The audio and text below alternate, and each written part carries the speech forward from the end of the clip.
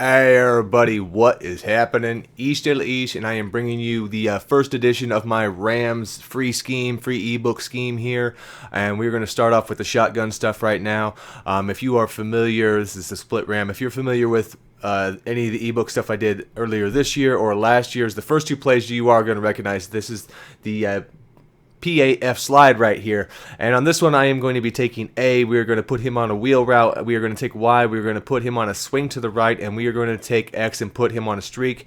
We have a man route right there on RB, so that's why we take the X, put him on a streak, because we don't want them colliding. We want to open up the space in case they run a man coverage. And otherwise, we're going to be floating this out to the right. You want to watch the right end, the right tackle, see where he comes at. If you can get around him, that's what you like to clear him. A is going to be the bigger target downfield. I will do a right pass light. That's a right bullet on that one. And there's going to be a few different ways it breaks, just depending on, like I say, the coverage and how the pressure comes in, if they're blitzing off the right or any of that. So again, it is A on a wheel. It's going to be Y on a swing to the right, and X is on a streak. So let's roll this one out again. You see we got no pressure as we roll out. We got free release, and then we're going to hit that one out pretty nice. Now, if they do crash in on the right-hand side, or you see right here that looks like they're blitzing, you can just check it down to Y real early. If you see pressure coming in, then you want to kind of kick it out. That way, let the tight end. He's going to become a blocker for you. So you kind of just want to maneuver around him and even get you some extra yards out there. So you can even bring it out a little bit further and do the same sort of thing. You see the way they break down here, and you'll even get that kind of close. Now on cover 3, cover 4 sort of stuff, if you have time, that the receiver on the right, you still can go and put him on a streak, just to give yourself a little bit more separation if you're going to try for that, the tight end rolling around. But it's not really always necessary. I see it coming out there. Didn't really follow the blocker, but that's that. So again, now the other thing is, when you're watching, you'll see there's the man beater. When I'm hiking the ball, I'm kind of watching the linebackers, watching the flow of the defense. If I see them breaking to the right, I know that I'm going to actually try and hit that play to the left. If you have man coverage also, and you're not getting open, you can run like I did there. That play right there was kind of more of a zone. I just want to show that's one of the possibilities that you'll be looking at, though. You definitely, because there's only one route crossing, so there it is right there. At quick pressure, he's going to be open. But if the user is out there and he's holding that down, you definitely could just run around the edge and up the field. I've had many a big gain doing the same thing. But normally there's a couple of those type of routes. They're not quite slants, they're kind of an in-between, but they're really good at getting off of coverage. It gets real good separation. So, and the second one, again, that I've ran in both the books is the Y circle here. It's called something different in the Raiders book, but it actually runs better in this because of the running back route. So we're going to take on this one, the Y circle here. We're going to take and we're going to motion the running back, the tight end. We're going to motion him out to the left. We're going to put X on a streak.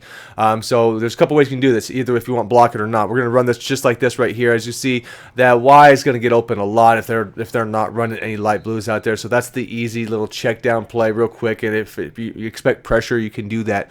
It's going to be optional whether or not you want to block Y or not. What I basically decided on is whether or not I see pressure and how much yards I need. But if you let it develop, that's really what you want to hit. That tight end coming back across, he will normally get behind most all zones. I think only a purple zone is about the only thing that's really going to give him trouble, or a really, really good outside linebacker who might sniff that play out, but normally you will get behind them, as you see. And if it's taking too long, you've got the check down right there for A coming underneath. So that's, and all these plays we're doing, take the check downs when you need. Don't force passes. Now, if they get you at man coverage out there, depending on the separation you get, you're going to have to either lob it if it's close. If you hit it in the right time, you can also bullet that in, but for the most part, you're going to have to kind of lob it over their head if they catch man coverage there and you don't get the check down with Y or A, either of those.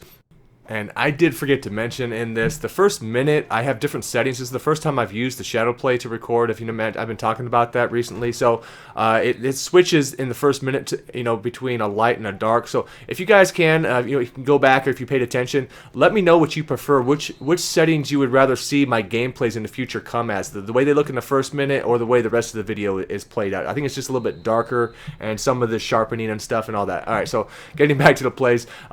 You say we're blocking there. You can always do the checkdowns, like I say. I mean, you take what the defense gives you. We got a lot of plays that are going to give you yards. So we're going out here after we get these first two done. And now we're going to be looking at the Y shallow cross. The way his setup is we're going to take the A, we're going to put him on a streak, we're going to block RB, and we're going to put X on a curl. Now this one right here, it's not really set to be a big play. You're really just looking at getting the running back is your main one. So we're not going to run this too often here, but if you can get a cover 2, some of that stuff you will on occasion. B will split them, but for the most part, we're going to get the running back out here, and we've cleared a lot of room for him, and a lot of man and stuff like that. So if they run man, you're going to have that open, a lot of field open over there. If they run, a cover 2 zone, something of that nature, you're going to be able to split them down the middle. So this one's not a huge one. And you see, I could have went both ways right there. I still could have hit the other receiver. That's why we're putting the curl on the left, because as you know, it'll sometimes suck those deep zones down. It really shouldn't as much, but they do. And that's also, on occasion, you can hit that one early, the B receiver early on that, if you get the right break. But we don't want to force it too much. Really, I'd rather just kick it down here, get a few yards on this one. We wanted, with a lot of the schemes that I'm doing, you want to really keep the user off balance, not exactly knowing where you're going. But here again, coming through the middle there, that's going to be your number 1 receiver coming across on. I'm sorry, that's your number 2 receiver in this, I believe, coming across. So you always want to kind of pay attention when I'm running these formations, and you realize who's going to be the big play, and then take your personnel and match that up to who you want to be getting the ball, who you think is going to run these routes the best. For me, with my receivers for this one, it doesn't really matter between 1 and 2. They're both studs, so I can get by with that.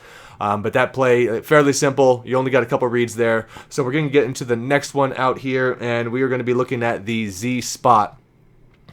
So on this one, what you want to do is we're going to take, there's a couple ways to run this one, really. So I'm going to show you both. I'm going to take Y, I'm going to put him on a streak. We're going to motion him out left, and we block RB, and we put B on a drag. What we're trying to do is we're going to take Y, and we want a fast receiver. We don't want a slow running back out here. We want a fast running back. We want to drive him deep and get X underneath, just like this.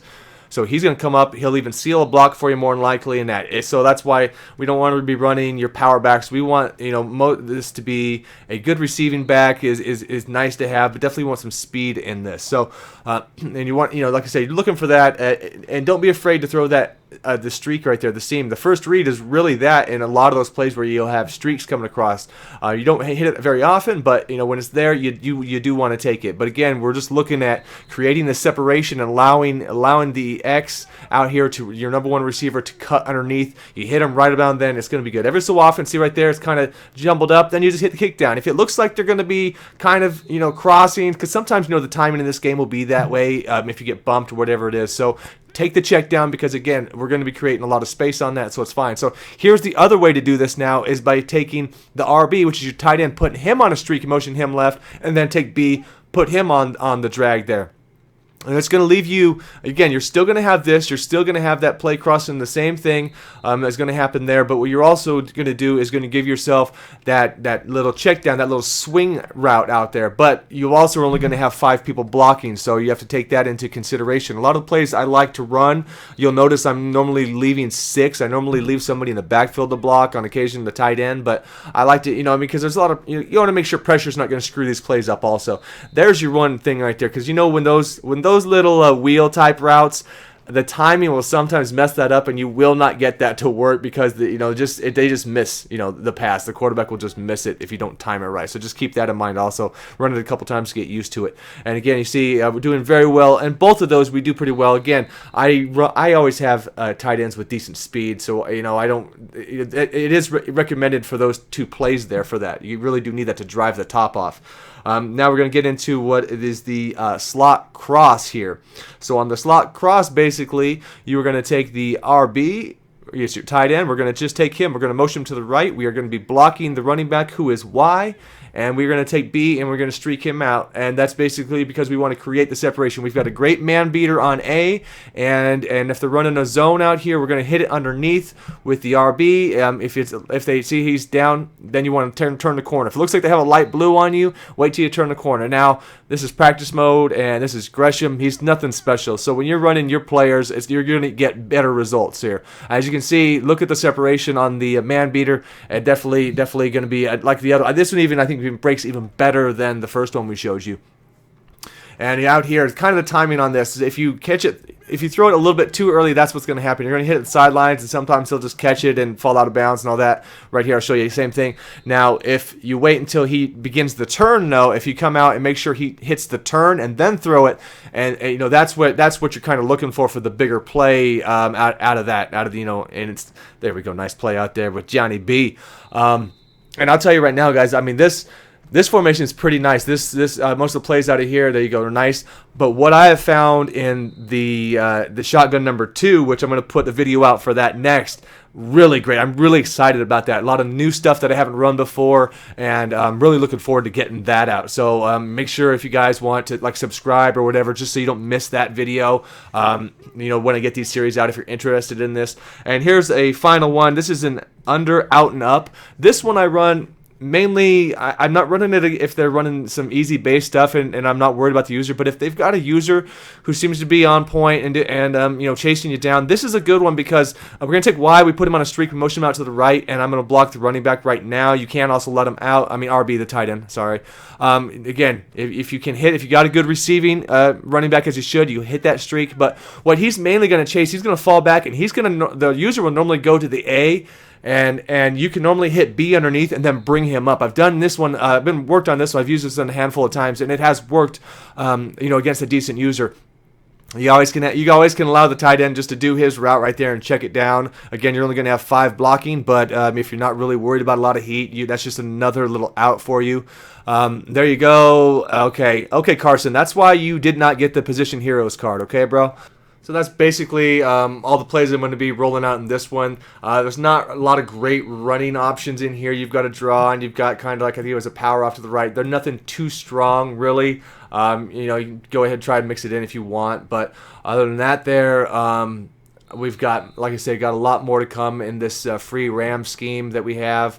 A little ebook series we'll try and do, and next year I'm definitely going to try and get a lot more of these. At least if I'm just doing schemes, I want to get a lot of the playbooks covered. I plan on doing a lot more reviews, back to how I did the first year on the regular, and then I'm planning on doing a lot of these because I know that's really what helps people, and what I probably get the most requests for on a regular basis are definitely like the free ebooks. It's not stuff anybody should pay for, so I'm glad to help. And thank you guys for checking this out, and I will see you all next time.